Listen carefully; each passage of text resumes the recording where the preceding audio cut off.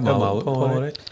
Welcome to the Celtic State of Mind. My name is Paul John Dykes, and today I'm joined by Jim Seminity. Jim, it's great that we can have a wee laugh before we come on, because there wasn't much to laugh about last night. We're asking the question, who's to blame for the disastrous result last night in the Champions League? And obviously we want you to get involved. We're going live on YouTube, Facebook, and also Twitter. So make your comments, get involved, and we'll go through as many of them as possible. I mean, last night, Jim, was absolutely disgraceful as far as I'm concerned. I'm asking you how I'm looking. The reason I'm asking you how I'm looking, you're looking great, is because I don't know how I'm feeling. I'm feeling despondent. I'm feeling that what happened last night. The lineup, Celtic Park. Where's our two strikers? Where's our one striker? Where's our one striker? But where's the two strikers that we need to see up there? I suppose what you're saying is one striker would have been a bonus last night, but we've got to have the two strikers up there, Paul. We've got to be an attacking team. The thinking behind it, only the manager and the backroom staff I'll know why they put it out like that. I think you break it into three different areas, right? Because we're asking the question, who's to blame here? I've had plenty of time to think about it after watching the game last night, Jim. Yeah. You and I have been chatting about it all morning. And there's three different distinct areas that you could say, well, is it people like Peter Lawwell on the board with regards to getting deals over the line, completing the signing of players that we require in good enough time to go into these ties with a team that is ready to play together? Is it the manager for picking a side without a striker for 78 minutes on that pitch? People keep telling me about the amount of chances that we created. We might have created chances, but we've no striker to put them in the back of the net. Now, that for me falls at the door of the manager. Then after the game, we get an interview with Neil Lennon where he makes a suggestion that not all is not well. Is there mutiny in the camp? That's one of my biggest concerns. Now, we've been here before. We've been here with Brendan Rodgers when he's coming out and giving interviews about Terminado, when people like Boyata are refusing to play, when Dembele is forcing a move. We've been here before, Jim, and the whole focus is now on what's gone wrong behind the scenes. Let's go back last week when we spoke and we said there can't be any indecisiveness. There's got to be a togetherness. We're on it together. And we've been preaching that as we go. Now we find last night, with the manager's comments, that we don't have maybe the togetherness that we all thought we had. And we certainly have the indecisiveness, it seems, if players want to stay or if they want to leave. We'll definitely talk about that, Jim. Emotions. See after you've played a game, emotions run high.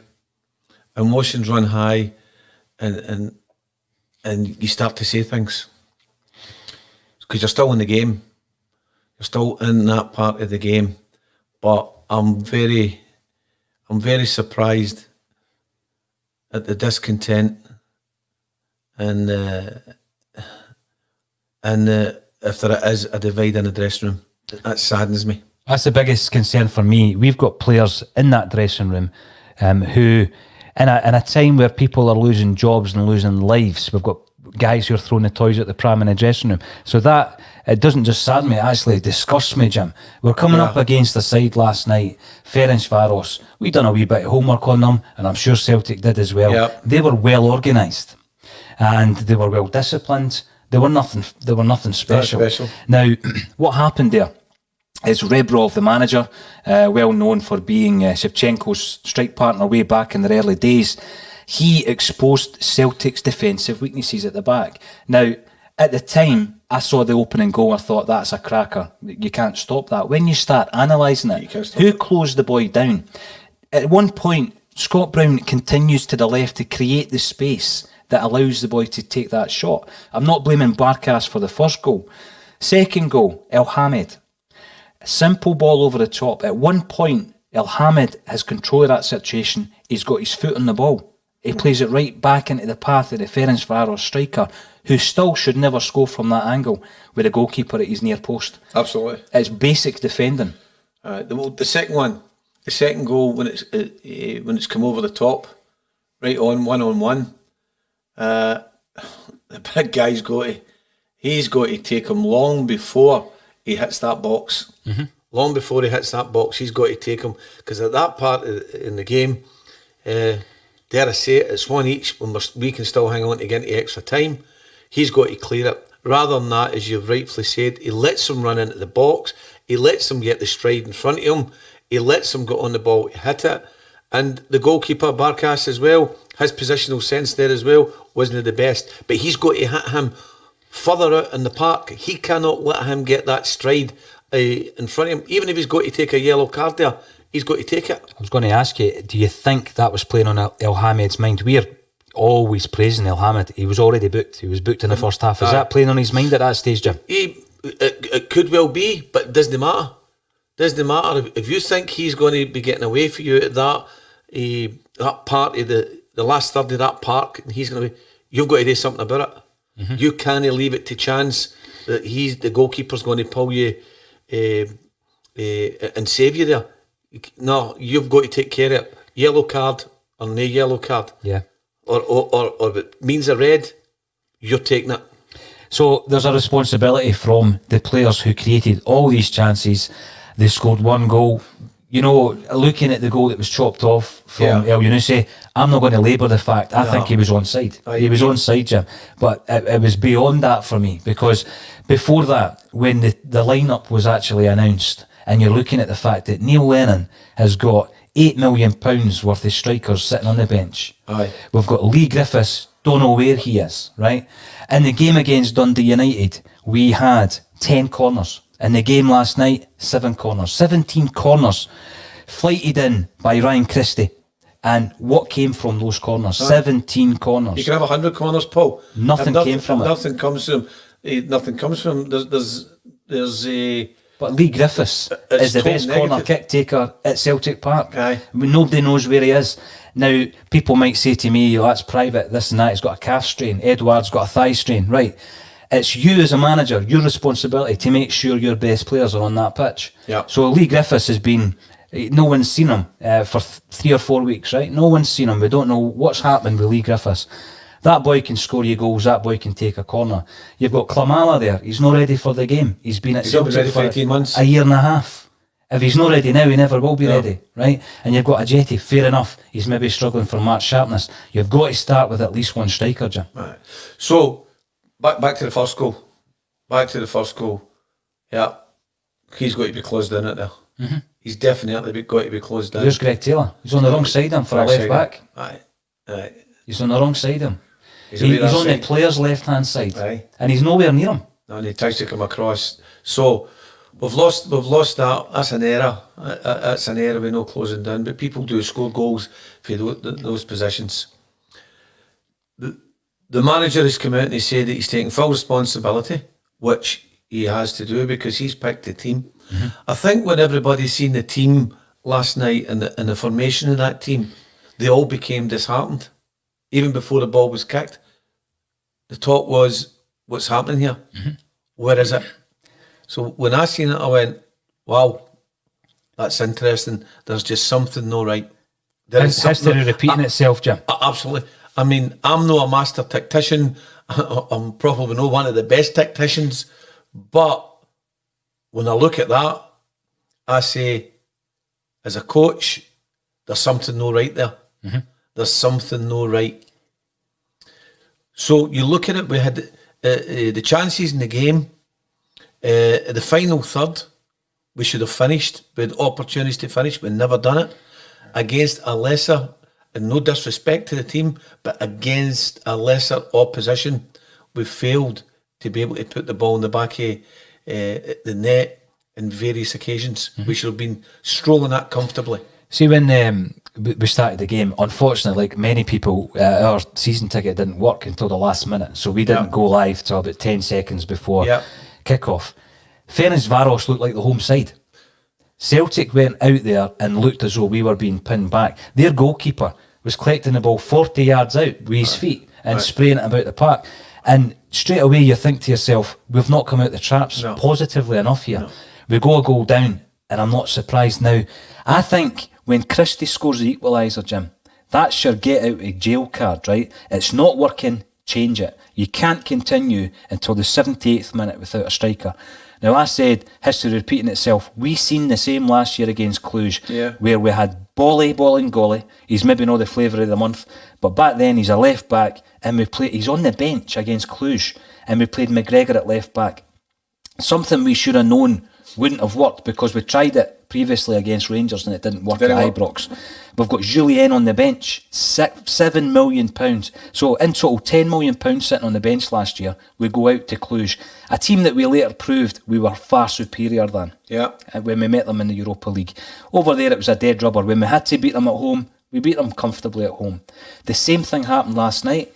£8 million worth of strikers on the bench, and not a sight of a striker until 78 minutes at Celtic Park, and a winner-takes-all European Champions League tie. I'm astounded at that. The decision to put Ajeti on at that part in the game,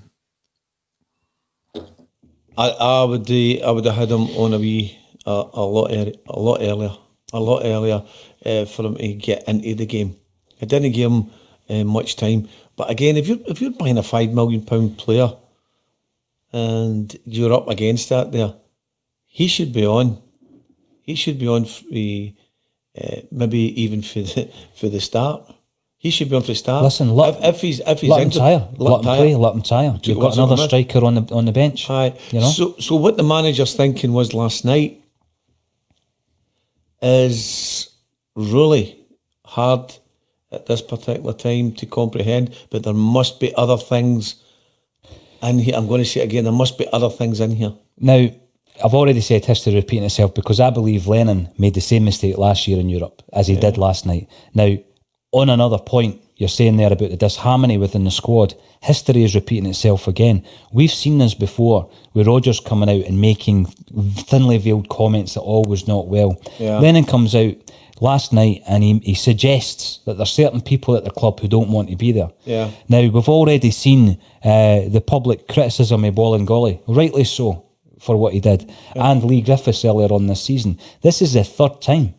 We've only played 3 league games. This is the third time Neil Lennon's come out and hung the players out to dry, right? Now, if there's mutiny in the camp, Jim, the only way you can prevent that or turn it round is by removing the bad apples, if there are any, or the manager changes. So which one's it going to be? That's a big question for me this morning. That's a big question.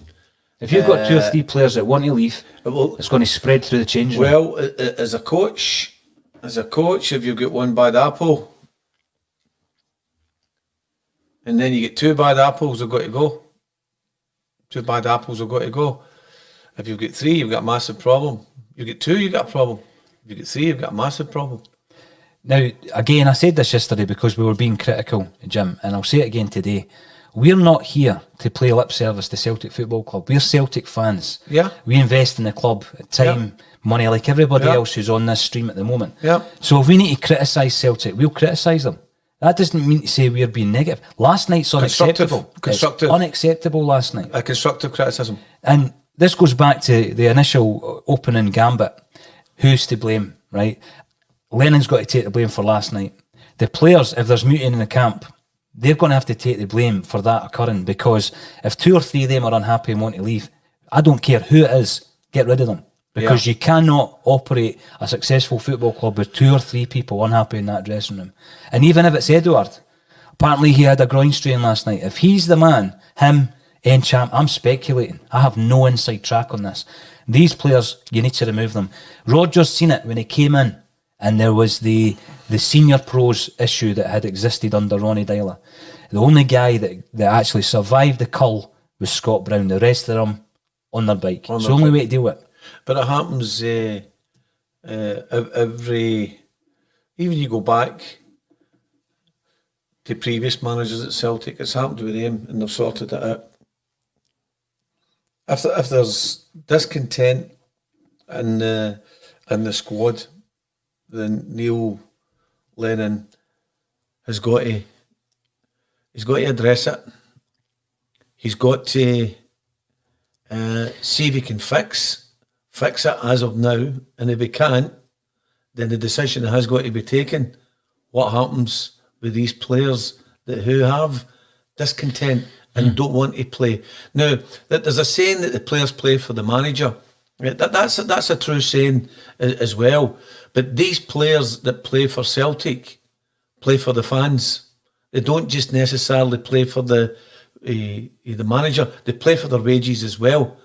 But as a professional, they've got to look beyond. If they've got a disagreement with the manager, or they don't have a liking for the manager, what about the fans out there? What about the fans? It's them that pay their wages. It's the fans that support them through thick and thin, through good and bad. So it's really, really disappointing that we're at this stage, this Thursday morning, and talking about this. It's disheartening, but it's got to be spoken about. It's got to be spoken about, Jim. And I think there's been a few people previously said to us, the only team that is going to stop us from winning 10 in a row is Celtic. Yeah. Now, we have got to ensure that this doesn't turn into a full-blown implosion within the ranks. Now, we're talking here about a situation that we've faced before. We faced it with Dembele. Let's not forget, because he's always banging on about Celtic on Twitter. No. Let's not forget that he actually he engineered his own move out of Celtic Park through cryptic messages on Twitter, criticising certain figures within the club. Boyata went on strike before the AEK Athens game. Yeah. Similar stage in Europe back 2 or 3 seasons ago. Last season, we're going into games with players on the bench that should have started. Last night, the same thing happened. And it begs the question, will we ever learn? You go further back, you go to Brendan Rodgers' time. We're coming up against European sides with people like Efe Ambrose, Sede Janko, Nadir Chifche, Owen O'Connell. We get beat from Barcelona 7-0. You look at the lineup, no wonder we got beat 7-0. De Vries is in goal and O'Connell's playing centre-half.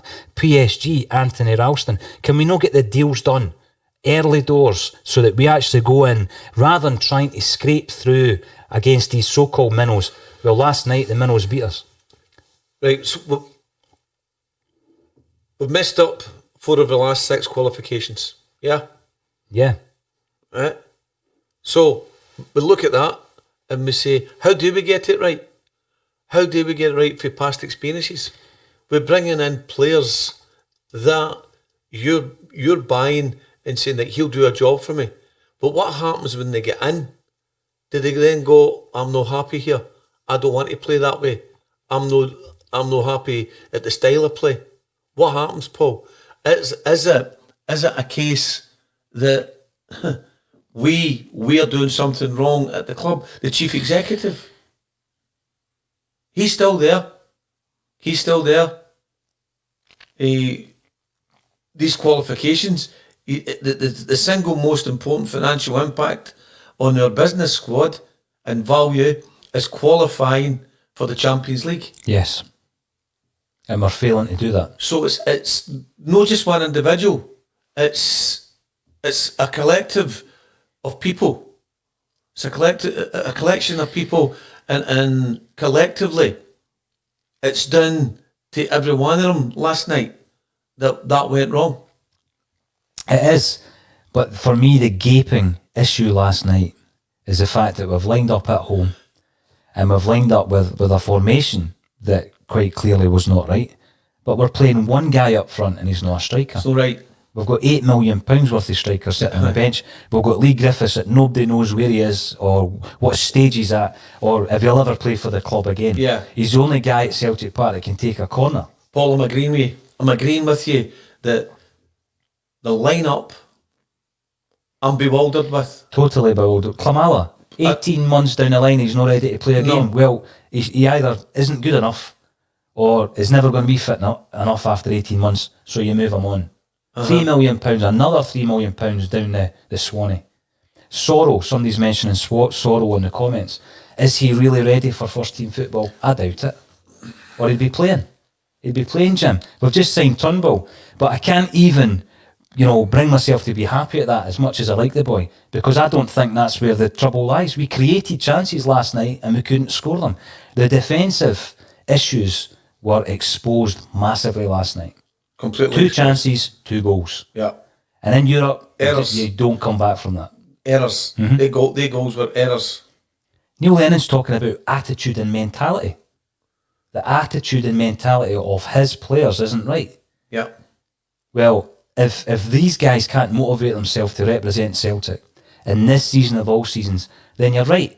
The blame has to go on them. It needs to go on Lennon for his team selection.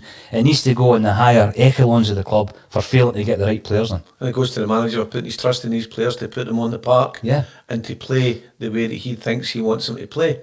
So his trust in them to go on that park and do a job for the fans, it's not come off. But it doesn't stop us thinking about that lineup. And I'm staring at this lineup now, and I cannot suss it. As I say again, no great master tactician, but I just don't get that. I don't get that lineup. No, it doesn't. And the reason I don't get Charm and Christie, right, up front. And you know what else? As such, no one can come to us, Jim, right, and say, yeah, but we had 70% possession, or we had 26 shots on goal. We got beat 2-1. Paul, bottom line. Correct. You can have 100% possession. But if you've got 100% possession and you don't do anything with it, if you don't penetrate them and score goals, there's no point in having 100%. There's absolutely 70% or 60%. There's no point. It's like in a boxing match. The guy can have the whole. You can have 12 rounds. He's winning 12 rounds. And the guy comes in and he hits him with a sucker punch and he's out. Exactly the same thing. The possession, all these stats with possessions, with corners, with this, the most important figure that counts is that ball in the back of the net. And in a game like last night, when it's a one-off game, Jim, it's a one-off, winner takes all. You're at Celtic Park and you go out there without a striker. Now, if the master plan was to switch that at a very specific point in the game, I've not seen it. If there was a time to switch it, it was when Christie scored. That was the get out of jail card. This isn't worked, Neil. Change it. And it wasn't changed until the 78th minute. No. So I'm looking at that. It was a terrible night last night. We've got loads of frustration coming through in the comments. We'll come to them in just a moment or two. You can't expect to throw somebody like Ayer in out of the blue. He's not been playing. He got a substitute appearance against Dundee United. He starts the game. We're trying to forge a partnership at centre half here, and it's getting chopped and changed every week. Yeah, it is. But so is it. So is the formation there. So is that formation. But that is getting chopped. Beaton had a cracking couple of games. He's not even on the bench last night, is he? He was on the bench, but he never got a look in. He didn't get a look in. El Hamid, we've been very, very, big with our praise for El Hamid. Aye. Last night he gets quite an early booking. I think that's maybe part of his decision making when he's trying to stop Ferencváros for the second goal.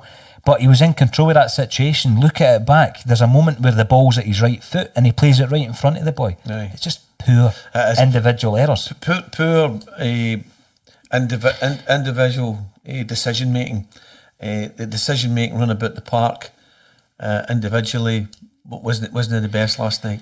It really wasn't the best, and there just seemed to be a lack, dare I say it, of leadership last night.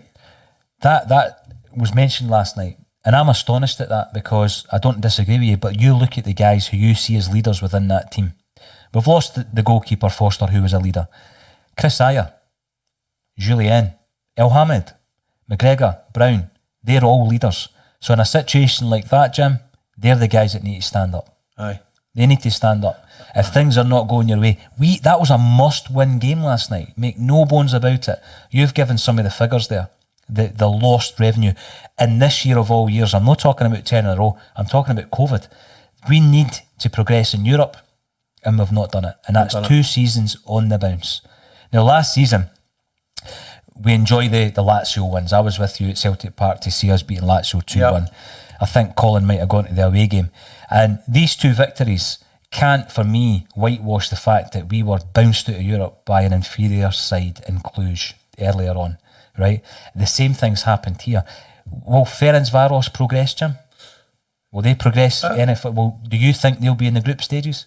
Personally, I don't think so. No. But how far did the Copenhagen progress? They got It was into the same basic mistakes as them. same mistakes. I mean, I said before, obviously they had their tie this season due to the lockdown. They played Manchester United. God help us if we had to play that tie at this moment in time. We're in disarray. We've got the ball and goalie situation. We've got Lee Griffiths nowhere to be seen. You've got the manager coming out 3 times in the matter of 4 or 5 weeks and throwing his players under a bus. There's mutiny in the camp, apparently, going by what Neil Lennon's saying. Yeah. As I say, I'm speculating, so I'm not going to say it's A, B or C who wants to leave. No, if they want to leave, let them leave. Let them go. We can sit here and speculate all day long. But if you look at it, you can say there is definitely something not right. Yes. Now, is the word Abject management, is that a correct terminology, Paul? Is that what's happening within the whole setup? I'm not just talking about the manager, I'm talking about the whole management side, because it's down to it. Really is down to everybody. It's down to everybody that's involved with the squad. Granted, the manager has the final say, but if me and you are talking about something and you advise me and it's the right advice, I'm taking it. Or if I advise you, right, Paul, maybe we shouldn't do this, hopefully you're taking that on board. Yeah. I'm taking it on board. That's what makes a team. It's not just about one guy going, I'm away to do this. I don't care what any's are saying. This must have been a collective decision for that formation to be put out. So why did they get put out like that? Why was there no strikers on? We're asking the question and we're repeating ourselves here. The listeners and the callers have got their views to put across. But one thing that I'm really loath to do is criticise for the sake of criticising. And we're not going to do that because we know how important this season is. We know how important last night was. We know how important the revenue is. We know how important the togetherness is. And we know how important the indecisiveness can't be about the club. You asked me about a young Karamoko Dembele. I said yesterday, if he doesn't want to be there, then the best thing that a lad can do is leave. But we can't say that to every player at this particular time, or can we? Well, I actually think you've got to. There's only 2 ways that this is going to end. Player power, which inevitably leads to the manager being dismissed, or you get rid of the players that is causing the rift. Now, I go back to Ronnie Dyler. Aye. And there was a group of senior players, everybody knows it, it's not an exclusive. There was a group of senior players who didn't buy into his philosophy. Yeah. The only one that remained was Scott Brown, the rest of them were shipped out. But that was after the manager lost his job. Yeah. So you're looking at it now. Am I calling for Lennon's head this morning? No, I've not said that once. I'm critical of last night's team selection. I've not once said Lennon out. I've seen it on Twitter, I've seen it on social media.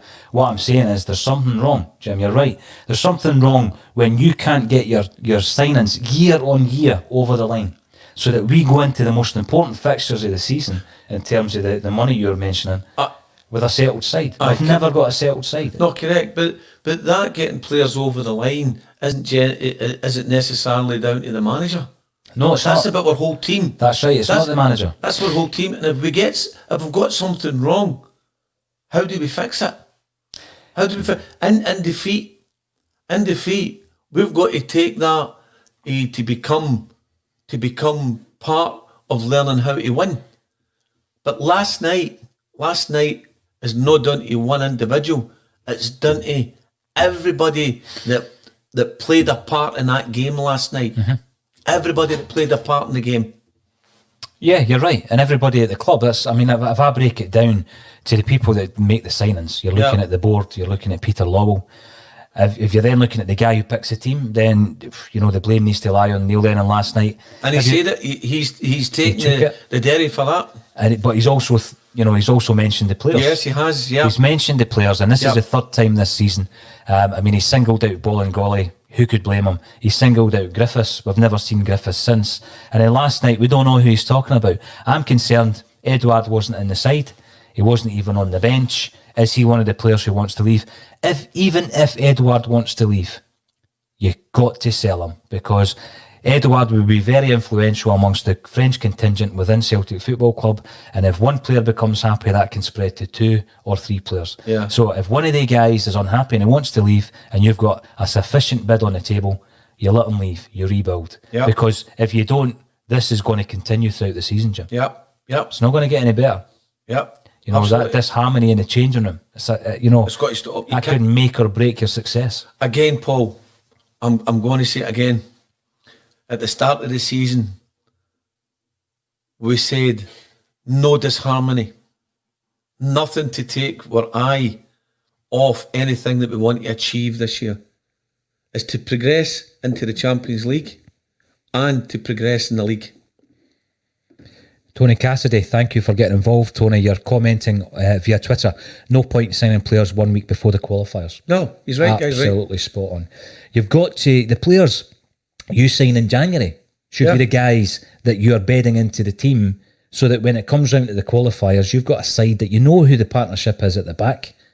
We're going into every single qualification campaign, Jim, in the same shape.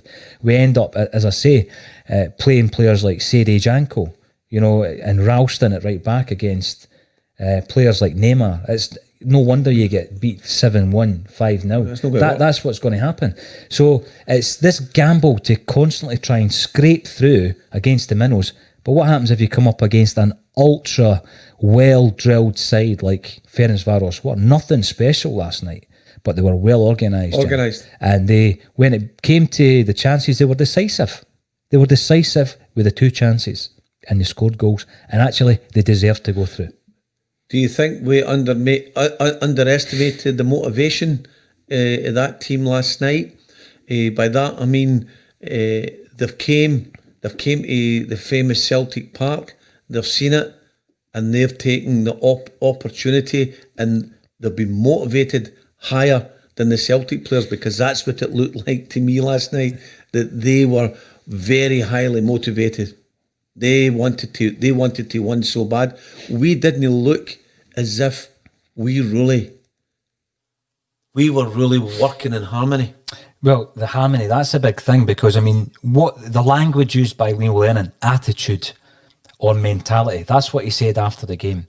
Do the players have the right attitude or mentality? I'm always loath to question somebody's work rate or if they care. He doesn't look like he cares when he's walking off the pitch at the end of the game. I wouldn't say that, because I know that after a game you might be knackered, you might be disappointed. Yeah. I actually believe any professional sports person must care about the outcome of a game they've been involved in. But attitude or mentality, if Neil Lennon's bringing that up, then it is an issue. It's been bothering him for a while, he says. Is the place to air that after a game that you've just been bounced out of Europe? I don't think so. I don't think so. You deal with that in-house, because that disharmony is going to continue. As a player, say you are one of 3 or 4 guys who are unhappy with Neil Lennon. Is that going to help? No. The problems in the dressing room get sorted in the dressing room. They should do. They absolutely should. Now, Stephen Ray, you're commenting via YouTube. Thanks, everybody, for getting involved. Big figures today, and quite rightly so. Everybody's frustrated this afternoon after last night, even though we've gone out and signed David Turnbull, one of the most promising Scottish footballers that plays in the Scottish game. We've signed him just prior to the Motherwell game. I can't get too excited about it, and I'm sure we'll speak about him in a couple of days. Stephen Ray, the manager, is 100% to blame, as he was against Cluj and Copenhagen. He got away with one in the League Cup final, and thankfully Rangers imploded after the new year. Signs of Rangers 97-98 all over this season. Now, thanks for bringing up the League Cup there, Stephen, because I think when you look at the fact they got away with it in the League Cup final by playing Lewis Morgan up front, an unrecognised striker playing up front, the reason we got away with it, Fraser Foster. That's the reason we got away with it. because he was unbeatable that day. Last night we didn't have that luxury. No. Because Barkas actually was to blame partly for the second goal, I would suggest. Absolutely. You go back to the League Cup final. There's another 10 players on that park that could have helped that day as well, but it didn't. It just didn't happen until he made the change. But the goalkeeper saved us that day. We were lucky. We got an absolutely. We actually got a bit of a doing, but we came at it. Mm-hmm. But how did we come at it? With that goal. It's like, what I'm saying is, you can have all the possession, you can have all the shots and goal, but you've got to have it in your bag to be able to pull that sucker punch out. Mm-hmm. And we don't seem to have that at the moment. Daniel McAlpine, welcome to the show, Daniel. Great to hear from you. And you are commenting via YouTube. If you're not already, please subscribe. It's all free of charge. Do all the players understand what 10 in a row means to the supporters? That is actually a very interesting question. No. Because it means a lot to me and it means a lot to you, yeah, and probably everybody else who's tuning into this broadcast. Does it mean a lot to someone who sees Celtic as a step throughout their football career in order to progress to the next level? Does it? I'm pretty sure they want to win every competition. Does it mean the same to them as it does to us? I hope what I'm going to say to you, and I hope I'm wrong, but I know I'm not wrong actually. But I hope I'm wrong. It doesn't mean what it means to us. We've waited all our lives. We've waited all our lives for this moment, for this historical year. Do you think they've waited all their lives? There's no danger that they have. No. Do you really think that they have the passion and they have the love and they have the actual thought what it means to win 10 in a row? They don't. No. They don't. Someone like James Forrest, maybe James Forrest, Callum McGregor, been there since a kid. Yeah. That type of player. I think Scott Brown would fall into that category. Someone who's a careerist. I don't think so. No chance. I don't think so. No chance. They're there for their wages. They're there for the money. They are there for the next step in the ladder for them to whatever club they want to go to. So maybe that's what Neil Lennon's trying to say as well. They don't have the attitude that we have about Celtic Football Club. They don't have it. Well, I'm going to ask a question and I'm going to work through some of the comments that are coming through thick and fast on the live broadcast stream. I'm going to ask a question. If the reason for Edouard's missing act last night was due to the fact that he's one of the unhappy players, would you sell him?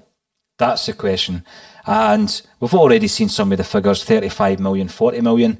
I've actually seen Aston Villa being interested. If he goes down and plays for Aston Villa, he'll score 9 goals next season, right? So he won't get the move that he's maybe looking over at Dembele and seeing Dembele being a roving success at Lyon. He won't be in that same bracket. So if he wants to leave for 35 or 40, on you go with my best wishes. What do the listeners think? There's a few other really interesting points coming through. Bromsgrove Boy via Twitter comments that we've now qualified, Jim, for 2 out of 7 qualified for the group stages. That's £150 million in lost revenue. Yeah. Systemic management failure. And that goes to the very top of the and they won't like us for saying it, Jim. No, they won't. They won't like us for saying that. Is it true? But we've got to say it. But is it true? Yes, it's true. Because if you're looking at a club like Celtic playing in Scotland, then you're actually limited to what you can do in terms of finance. Yeah. The one big place, the one area in business that you can make money, strengthen the squad, continue that development, is in the Champions League group stages, and we have failed time and time again to get there. The caller, the listener and the viewer there has made a very valid point. So how can you be criticised for fact? We are not saying or making anything up. It's actual fact. It's fact. We're not. In Europe, we're just not good enough. But why are we not good enough? Because should we be buying early? Should we be settling players in earlier? Should we be developing a team long before we hit this stage in the season? The answer is yes. Yeah. I think so. And see, when you look at some of the the disharmony that we've seen over the last few years, it ends one way. And how does it end? It ends with the manager going. Ronnie Dyler ended up leaving. Rodgers got to the point where he's frustrated with the players not getting signed that he wanted. Everybody knows John McGinn didn't do the deal. Next thing you know, there's disharmony in the changing room. Dembele wants to leave. He's telling everybody on Twitter he doesn't trust a man. No one knew at the time who it was. We now do. Boyata, more or less, for all intents and purposes, goes on strike and we get bounced out of Europe against Athens. A team that we were far superior to in many, many ways, and they knock us out of Europe. Agreed. Because we've got a centre half who's refusing to play. So we're asking ourselves all these questions, and we're having this talk and this debate, and we're all disappointed. We're disappointed because we don't have the really honest answer to last night. What do you think the chief executive and the other directors will be saying to themselves today after the exit? Well, I think they're going to be looking basically at it from a business perspective. Yeah. Simply a business perspective. Now, as Celtic fans, we've been asked to invest even though we can't go to the games. And they've we've done been it. asked to invest and they've done it in their droves. We sat down last night to watch the game, the season ticket's not working. You know, is anybody going to ask for a refund? No. The dedication and the commitment of the Celtic fans is there for all to see, Jim. So they're going to wake up this morning and they're going to be looking at the potential black hole in the balance sheet. Then they'll be looking at how can we sell a player to fill that black hole. Who is that player? Well, Tom Roderick's on his way out, but that's only £4 million. Encham, been quoted £20 million. Would you sell him? I've just brought in Turnbull, possibly. Eduard, 35-40. That's the boy they'll sell. And if they get a bid at 35 to £40 million, Eduard will be gone. And Aya. Potentially. And I think that's a big mistake because that's the area of the pitch that, in terms of personnel, we don't have the cover at centre half. We don't. Well, I'm now looking at the left back position and the right back position.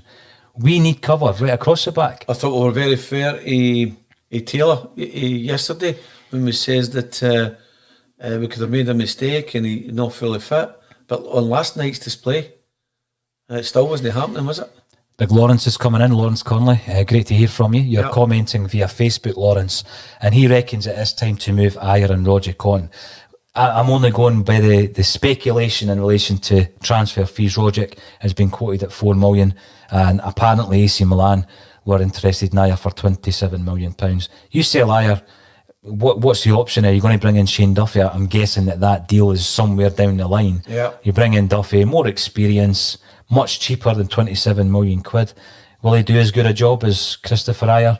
Possibly. Yeah. But we're still short at the back. Still short. You're still looking at guys like Beaton to play out of position for you. Yeah. As backup. Yeah. But you look at why do you think Beaton wasn't playing last night? Beaton, I think, is a good option on the bench in a European game like last night, Jim, because he's adaptable, isn't he? Aye. He can bring one. The problem for me in midfield with Beaton is he slows things down. Sometimes that's good at the back, not so much in the midfield. No. But he's played Ayer, he's thrown Ayer in. Ayer hadn't had a start since the Kilmarnock game. He's thrown him right into the biggest game of the season so far. Now, I actually thought he played okay, to be fair. I thought Ayer wasn't anywhere near being the worst player on the pitch. No, I'm not saying, no, you're right, and I'm not saying he was, but Beaton has played good games. He's played well. What about McGregor?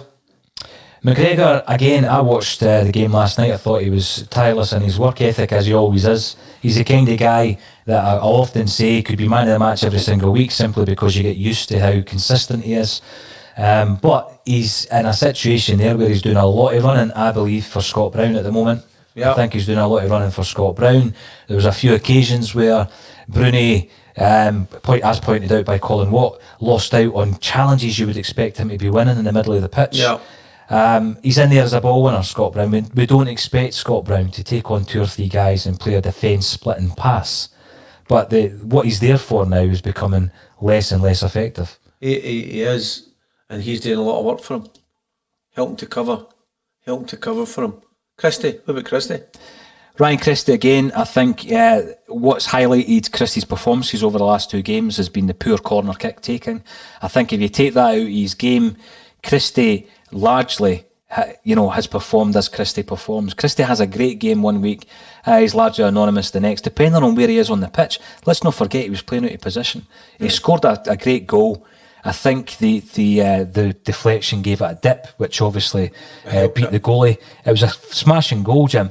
I don't think he was on my radar for one of the worst performers, though. So, if you were to take they three out of that team, Ayer, McGregor and Christie, No, you're struggling to win the league. Never mind anything else. Struggling to win anything. Yep. So, the thing is, if there is any discontent within the camp, or people not being happy, and if it was the major players that we're talking about here, do you try and turn them round? Do you try and work them? Or if it was Edward, Yes. if it was Edward, you would get rid of him. If it was one of the three that we've mentioned, would you get rid of him as well? If it was one, I'd try and find out what the discontent is. Huh? Who's the problem with? Is it with the club? Is it with their wage packet? Is it because they are more ambitious than, the second qualifying round in the Champions League? Or is it the manager? Yep. And if 4 or 5 guys, this is what I mean, player power, Jim. If 4 or 5 guys are unhappy with the manager, generally what you find in football is the manager goes. Dressing room. The manager goes. Yep. I'm not calling for Lennon out. I've seen the hashtag. I'm not one of these guys. No. What I'm saying is, if you lose 4 or 5 guys, and they're important players like the ones you've mentioned, and it's all for the same reason, and that reason is the manager, then you've got an issue in your hands. Then you get an issue. So, we've got to ask ourselves what we're looking for. What we're now looking for after last night, sorry. What are we looking for after last night going forward? What do we need? What do we want? How do we get stability? Well, what's going to concern me? We could go out there against Motherwell and we'll be covering the game against Motherwell. Yeah. We're covering all the games this season. We'll be with you about half an hour before kick-off. That's hopefully if the link works. So we'll be there. Now, if Celtic go out there and they win convincingly, and they win 3 or 4-0, Yeah. in the back of my mind, I'm still thinking of these comments being made by Neil Lennon, because you don't turn around the dressing room in 3 or 4 days. It's deep-rooted issues that players have if they become, disharmonious within a dressing room or as a group. It's more than just a few days and a wee pep talk that's going to turn them round. No. These things normally end with the players going or the manager. Yeah. So even if we go out there and we start racking up the points domestically again, Jim, as I actually think we will, because we've got enough players and we've got a big enough squad to do that, I'm still not happy. I'm still not happy with that. No, they're good enough. The players are good enough. They're good enough to go out and get a result. Here's a question for yourself, Jim, and for the many, many people who are logging in. We're peaking at about 500 at any one time at the moment, which is really high figures on the bulletin. Loads and loads of comments coming in. We've just signed Turnbull. Yep. Right, the timing of that, I'm not going to say it's questionable, but it's certainly not taking the sting out of it for me from last night, as much as I really rate the guy and I'm looking forward to seeing him developing at Celtic. That's not taking the sting out of the disappointment from last night. If you've brought him in, for me, the midfield area of the pitch is the one where we have enough cover. So if he's coming in, is he replacing somebody? He's an If attack- so, who? He's an attacking midfielder, isn't he? Is it Encham? Could well be. Is it 2 birds with a 1 stone with that then, Jim? Is Encham unhappy? I don't know. I have no inside track at the club. Is Encham unhappy? If so, is that feeding into some of the relationships he has with other players, potentially the French players within the dressing room? Sometimes it's good just to say, well, he's the issue, and you move him on. That's right. You can't have in the dressing room them and us. They sit over there and we sit here. That player sits over there. This player sits here, and they're no together. But I don't believe that Scott Brown would allow that in the dressing room. I am absolutely dumbfounded about last night's I'm just result. going to bring up a point, Monkey, YouTube. 1 defeat, won every competition domestically, and you're a full meltdown calling for sackings. No one's calling for any sackings, so I think the joke's on you, whoever you are, making that comment on YouTube. No one's calling for anyone to be sacked. Absolutely not. What we're saying is, if someone goes out and makes a wrong decision and it results in you getting bounced out of the Champions League, I'm not going to sit here and say, you know, everything's great. No. Why would I do that, Jim? No, you wouldn't. No, and you're not calling for anybody to be sacked. I'm actually saying, and let that person know there as well, that I back Neil Lennon to the full. I back the Celtic team to the full. I back the backroom staff to the full. I back the chief executive to the full. I back the whole management of Celtic to the full. Yep. I back the Celtic supporters to the full. Nobody's asking for anybody to be sacked. Nobody's asking for anybody to leave. What we're saying is, what is the problem?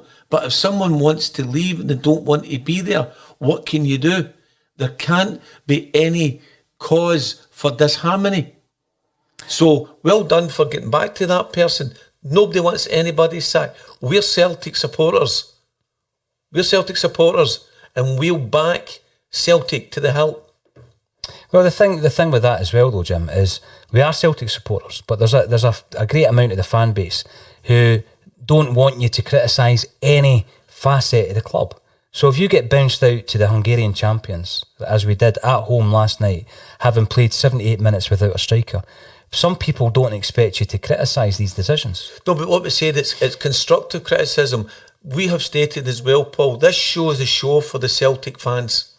This is their show. This is their show to put across what they want to put across regarding Celtic playing in the league, playing in Europe, playing in the Scottish Cup, playing in the League Cup, or wherever they play.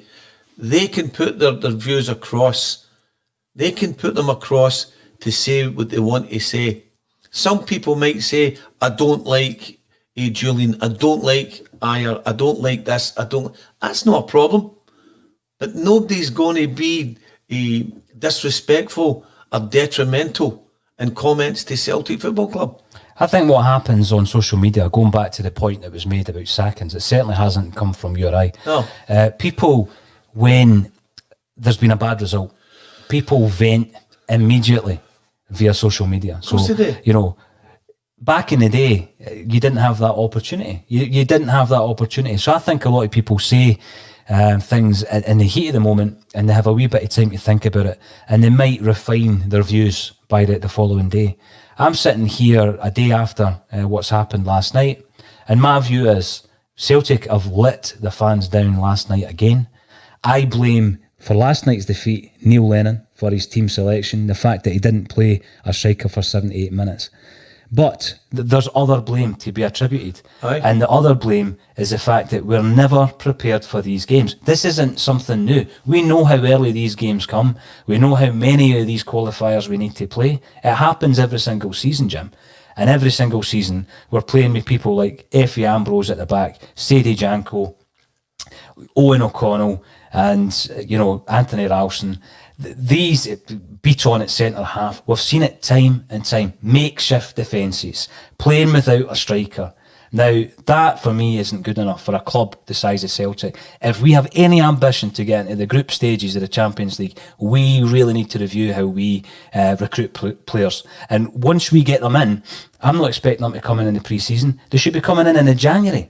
Who came in January? Sorrow and Klamala. Not one of them would have I have played last night because they're not ready for the first team. Because we were doing well. But we were doing well. People, no, but in mentality within the club, they'll go, oh, we're doing well. But let's go the next wee bit to see how far we're going to get. And then when we went away ahead of Rangers after the new year, right, everything's fine. But it's no fine. I want more than that, Jim. Of course you do. I'm not, for me, that doesn't satisfy me. Just to be ahead of Rangers. That does not satisfy me. No, what I'm saying is there's certain elements who think They that. do, absolutely. Which is wrong. So you must become stronger and stronger at every given point, at every area in that park. You must have backup to the hilt for every area of that park. Because we pull away in the league doesn't mean to say, oh, that's us doing great. What I'm saying is we must have the backup. We must have the backup. But Paul, again, you look at that lineup. You look at that lineup and you say, what is wrong? Well, it would appear that what is wrong is there's a bit of mutiny in the camp, going by what Neil Lennon said last night. I mean, what was wrong last night was the team selection was wrong. Yep. You can't play a one-off European game when you've got two guys who are fit enough for the bench, who can play up front, and we don't see them until the 78th minute. That was what was wrong last night. And I could sit here and say, well, you know, El Yunusi scored a perfectly good goal, which I think he did, by the way. Don't think it was offside. Encham hits the bar, you know, 1 inch here or there. We got beat 2-1. We got beat 2-1. Yep, we get beat 2-1. And that's the bottom. Yeah, the cutback with Christie trying to backheel it in. Aye. We're creating chances. Where's your 6-yard goal scorer? Where's your 6-yard box goal scorer? Is that not why we spent £3 million on Klimala? Where's Lee Griffiths? It's a good question, man. No one knows where Griffiths has gone. No. You know, or if we'll ever see him again in a Celtic strip. But what I do know is that we've had 17 corners in the last 2 games, and we have created zilch from 17 corners. Yeah. And he's the guy that would be taking aim if he was playing. He would be. He would be. He would be. Last night brings all these many thoughts and comments that's coming across today. Where do we go from here? We asked it earlier. Where do the fans, where do they see us going from here? I don't think it's knee-jerk, and we'll put that out to the fans and the people who are tuning in, because this is a broadcast, Jim, that we've been doing every single day, and we'll continue to do it. And sometimes you'll come on and we'll be, you know, singing everybody's praises, and I'm pretty sure that will happen at some points during the season. Today's not one of those days. And Mon Key made a point earlier on, and I did suggest that you and I weren't asking for anybody's sack, and they've come back and said, well, they have seen it on social media. Yeah, so have I. So, fair point. And you're also saying that Lee Griffiths is done, in your opinion. I hope that's not the case, but I've started fearing that it is the case. There's a guy, Jim, who, if he plays, he scores. He scores. He scores. We needed a guy like Lee Griffiths against Kilmarnock. Sometimes he's just a pest, and he can get the break of the ball. We've seen that against Hamilton. Last night, corner kicks, I keep going on about it. We're creating chances, we're getting offensive set pieces, and we can't utilise them because we don't have the right people on the pitch. Yeah. So it's a manager's job to make sure, and Lee Griffiths' job, to make sure he's ready and he gets back in that side. Mm-hmm. I would agree with you that where is the player at this particular time? Where is it? Is it Polish Paddy as well? Where is he? Who is he? You could actually say, who is Kamala? Because he's not been seen really either. They've not been seen. So what is the point of having these players about if we're not going to see them? Well, I just think Klimala, you've looked at him, right, he's a striker, fairly young. He has a year and a half now under his belt. So where is he? That's the best question. Where is Klimala at this moment in time? We've not seen enough of him. So I think that if he's on the bench, then he's obviously fit enough. He's fit enough. He might not be 100% fit, but he's fit enough to play. So I would expect Klimala to have got a game last night at some stage. You know, 78 minutes without playing a striker. We need to get Klimala. We need to get Ajeti in that team. Mm-hmm. What's wrong with Edouard? Why was he not playing? This thigh strain. Do you think we all approached that game last night with a bit of contempt that, you know what, these Hungarians aren't much, Celtic's going to win it quite easily? I mean, I actually predicted a 2-0 win for Celtic. I don't know if the rest of the fans thought that was just going to be an easy walkover, and that's why today as well we're all even more disappointed than what we are. I think going forward from here, you cannot underestimate any team that we play against. If it's a big team, small team, or whatever kind of team, Paul, we cannot take anything for granted. I don't think we underestimated them, but I think when you're looking at the fact that they beat the Swedish champions in the last round, it's quite clear that obviously, they're a better side than Reykjavik were last week.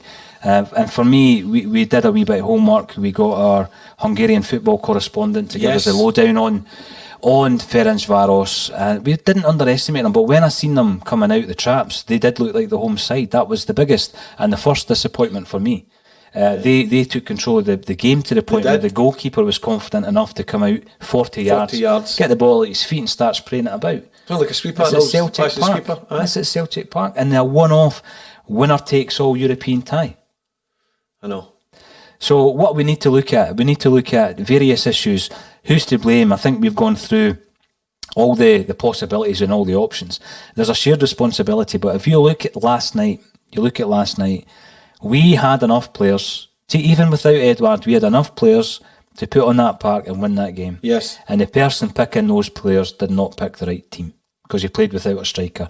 He had an opportunity, a get out of jail card when Christie scored the equaliser, and he didn't move. He didn't move on it.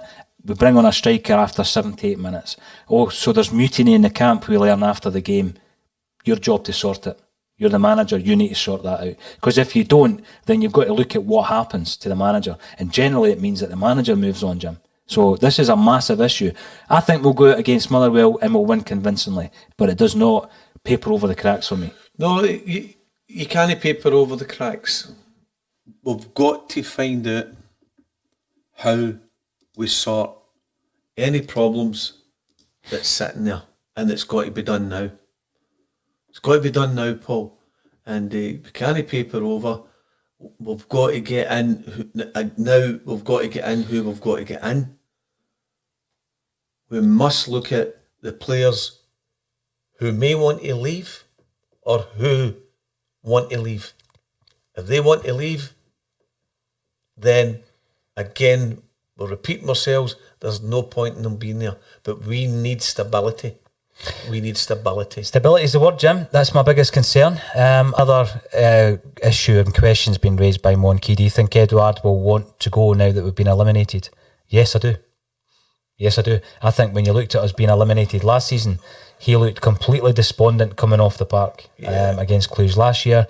I think he'll feel exactly the same this morning. I would agree with you. I'd agree with you on that. I think that Edouard will want to. He'll want to move on. This is the biggest concern, and we've been online for over an hour. Thanks everybody for joining us. We peaked at over 500 users. Some were not Celtic supporters, but you know what? That's what happens. They come on because it's all about the Celtic. Hopefully there will be other broadcasts over the next week that will be a wee bit more positive. All that's left for me to say, Jim, is thank you for joining me on A Celtic State of Mind, sir. Thank you.